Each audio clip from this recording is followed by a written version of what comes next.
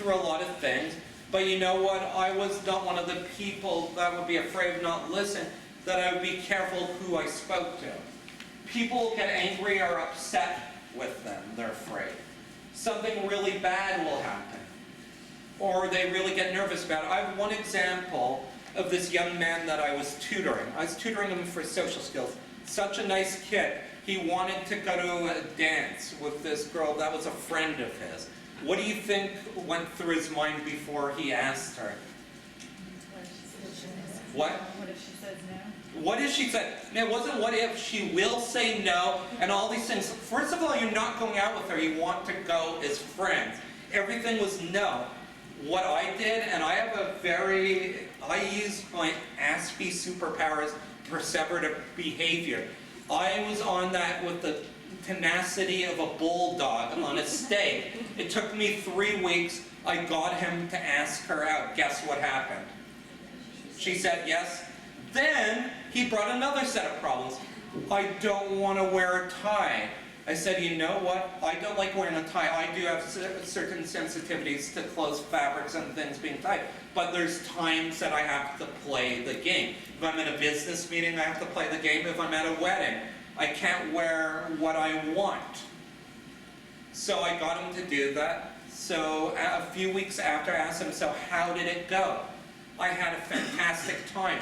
This changed his view towards socializing. He was less on the computer in his room, and he went out of the house doing more because he saw that there was a possibility for success. And everything that could go wrong will happen in their mind. I was pushed to do things from a very early age. My father looked at these situations in black and white. That you are going to do this, and that's it. There's no negotiations. They have poor self-esteem. Because you know what, a lot of times people say negative things about them. He can't do this, he can't do that. Let's focus on the positives that people can do and work on the things that they need work on. Empowering the people. Define what self-advocating is and is not. Why do I need to define it? There's one big problem. A lot of them cannot differentiate between self-advocating and being verbally aggressive. You have to differentiate the two because they could get in trouble otherwise. Have the students identify what self-advocacy is or is not. I'm using a scaffolding approach because it's going to more intensive activities. Then you do the role play. I'm a very big believer in role play. They will role play different situations where advocacy is occurring and have the students analyze it. What's happening? Why? What are you doing? Did it work or not work? And why? Have students practice self-advocacy through the role play and have them generalize it in other classes. It has to be generalized. And you should use a scaffolding approach. I had this one young man, I'm worried about his assignment, I'm going to fail all the negatives. I said, I'll go with you. The first time I went with him, I did all the talking. The second time, I spoke to the teacher and had him speak about his concern. Third time, I was in the background. The fourth time, I did not go with him. And he told me after that, he don't need to go with me. I wasn't unhappy, I was happy. That made my year. It was incredible. Obsessions. The albatross of the student with high functioning autism. I want to put a little disclaimer on this. I had a woman on the spectrum who told me this a few years ago. We were doing an evening together at the University of Central Florida. She focused on art, I focused on my teaching experiences.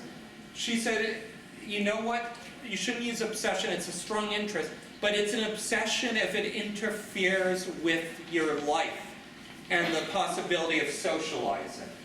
You should use strong interest if it's not disrupting their life. What's your poison? Every person that lives with high-functioning autism has a strong interest or obsession. When I was 7, I knew every flag in the world. Why, I don't know. That won't even get me on Jeopardy. From 8 to 12, it was World War II until my father forced me off of that because I had nightmares. From 15 to 38, It was the Middle East. I read over 2,000 books on the Middle East. My daughter broke me of that. I said, you know what, I want to give my time to my daughter.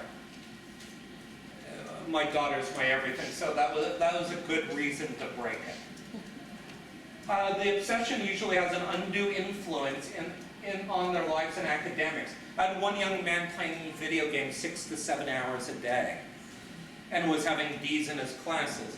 What I did with the parents, I said, you know what? I know you don't want a confrontation.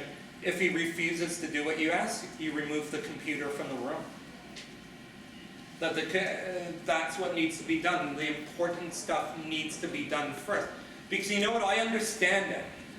I was a little too old to really get that ensconced into computers. For me, it was books, because there was not much that you could do with a 16 megabyte computer. That's what they were when I was in middle school. But I'll tell people, I know there's some Auspices and Audis in here. You know, my wife calls my iPad my mistress. For male students, it's usually computers, gaming, a hobby, or an academic subject.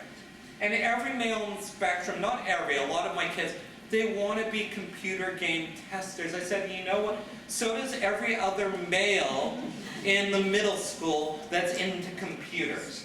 For girls, it's usually computers, arts, an academic subject, or an animal. A lot of animals. It usually keeps them from socializing with others. They want to do what they want to do to the exclusion of everything else. Welcome back, moderating obsessions. Gradually scale back the time they spend on that interest. If it's computers, let them do their homework first, and let them have a computer an hour a night. Hour, and on the weekend a little more, and that's it. But do it gradually. Don't do it totally cold turkey, because you're going to have a very big problem on your hand. There are situations where you should take it away, but if it's not to that point, scale it back.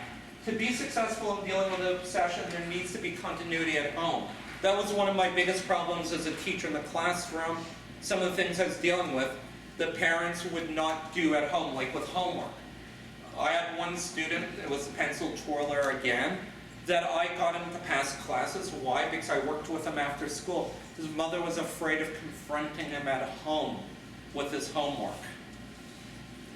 So there has to be continuity. If there's continuity at home, he would not get to the situation where I would be working with him 2 to 3 days after school a week.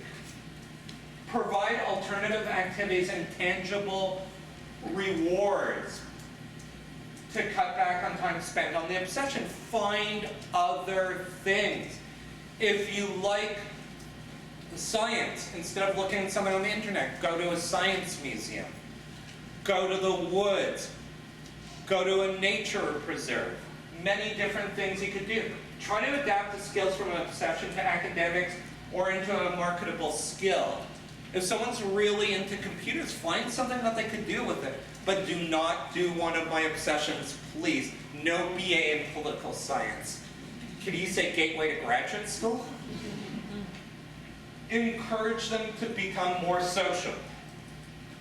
More and more and more. If they do more, they're going to be more comfortable and they're going to widen their zone of comfort. Shuttle diplomacy, the art of settling disputes of students living with autism. Individuals with autism have difficulty looking at an issue from someone else's point or view, because that's the egocentrism coming in. They're looking at it from how they perceive the situation to be. That it's how they feel. They're not thinking about how someone else feels. And I stole one of my wife's lines. I don't have a crystal ball, and that's what I tell my students. I don't know. If you have something to say it, but express it in an appropriate way. They often cannot explain why someone feels a certain way. They look at the world, as I said, in a very egocentric way. If given the opportunity, they'll say what they feel without giving thought how others feel. I've heard things like you would not believe. I had one student tell me that one of his other teachers was a waste of biological space, and did not wonder why, did not see why that was negative. Although they are not intentionally trying to upset someone, people view them as insensitive, rude, or provocative. They tend to look at the world in a fixed and inflexible manner. Not in everything, but in certain things. Many will feel the other person is wrong and they're right. This creates a condition that sets the foundation for conflict. The conflict, if it's with a neurotypical, will be viewed as not major by them, but it will be seen as a casus belli by someone on the spectrum. We do not let go of things that upset us. There are things that I, with my wife, will remember from a month later. She will say, that was a month ago, I thought you were over with that. No. Tackling intransigence. Having students watch videos of actors in arguments, they have them verbally review each scenario and identify the conflict. I give you some suggestions and you have to be very careful. The high school students, I've used Big Bang Theory, but be careful because there's innuendo. Sheldon is perfect for this with his disagreements. If you want a safer choice, use Monk. Because I'm convinced he's on the spectrum. I wrote a letter to the creator and I never got a response back. I was probably put on spam. Have students watch teacher roleplay and identify the conflict and how it may be resolved. Students will roleplay different conflicts and find the solutions. You moderate it and have them find it themselves. So they could do it when you're not around. When students have a conflict, they'll use a mediation form, which I'll show you in a moment, with a teacher to try to find a solution. And students will use skills learned in order to avoid conflict and get along with others. So let's look at this. Here's a mediation form. Quite simple and point. What happened? You're going to get the first person's point of view, have them say what it is, then get the second person, then mediate it, and you're going to tell them what you think happened. How do you feel? They're both going to be angry, and you're going to have them tell you why they're angry. Why would this be valuable for each person saying why they're angry? What's going to happen? It's going to force them to see the other. Right, to see, thank you both, to see the other person's point of view. Not just to look at theirs. Who was at fault? Of course, they're going to say the other. But have them explain why and talk about it and moderate it to see what really happened. Then this is important. What could have been done differently to avoid it? Have each of them say what they think could have happened, and then work with them to what they could have done differently. Then how can there be a solution to the problem at hand? Have them each give a solution and work together as a team. And if you do this, what's going to happen over time, they're going to learn how to do it themselves, and you're not going to have to be around. Because the more you do it, the more it's going to be assimilated. And the self-esteem struggle. The learning curve in getting an Audi or ASPE to believe in themselves. Often individuals with high-functioning autism do not view what their real capabilities are. An example of this was when I was in graduate school. I had a professor who was a tough professor. I thought I failed this paper that I wrote. I thought it was horrible, garbage. I'm not going to tell you what it was because if I told you, I'd make all of you fall asleep. Is that obscure and dull? I went to him, I asked him, so he said, what do you think you got an F? I said, no, you got a 92. I could not see that I got a 92 in it. The first time I spoke doing this, I didn't know that I'd do well. I'd ask everybody, so how do you think I do, how do you think I did? I was not looking at what I was actually doing, that I had to have other people tell me. It's a matter of getting someone to believe in themselves, and that's what I do with my students. They are their worst enemies. They critique everything they do. It has to be perfect. I had a young man that had moderate functioning autism. He could not deal with X's or red marks on his test. So I found a solution. I didn't do X's and never used red. I put a circle around the ones that were wrong with a black pen. So he wouldn't have a meltdown and would not have the stress that it was horrible. Where a bad test is not the end of the world to neurotypical people, most of you. The individual with autism, it will question their own competency. They see themselves as highly fallible people. This is a contradiction in terms. Now, I'm not saying everybody with autism is this way, but we have a sense of looking at ourselves at times, I'm not saying everybody, is intellectually superior, but then tearing yourself apart at the same time. Building the bridge to self-esteem. Have them write down how they see themselves, then have others tell them positive things about themselves. I did this with this young man who was brilliant.